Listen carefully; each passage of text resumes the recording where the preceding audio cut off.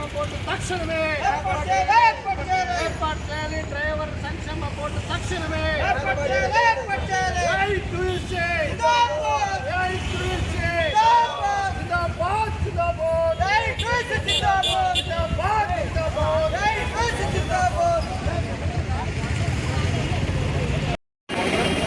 నా పేరు వి జాన్సన్ బాబు, ఏఐటీసీ రాష్ట్ర కార్యదర్శి.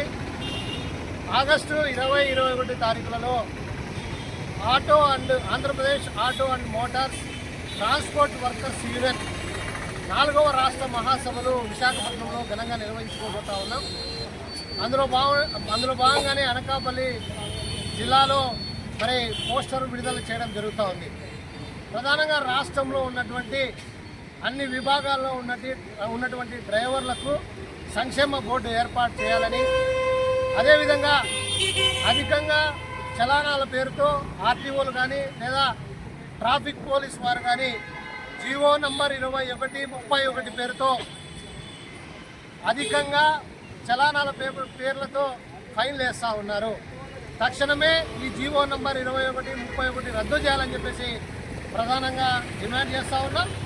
ఈ అనకాపల్లి జిల్లాలో ఉన్నటువంటి ప్రతి ఆటో స్టాండ్కు సంబంధించినటువంటి పార్కింగ్ స్థలాన్ని కేటాయించాలి.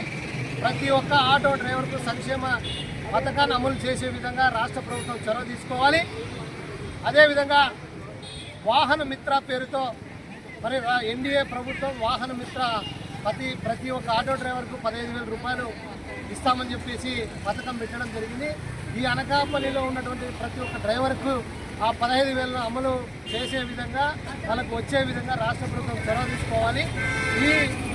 ఈ అనకాపల్లి జిల్లాలో దాదాపుగా 40% మంది డ్రైవర్లకు ఇంకా రావాల్సి ఉంది.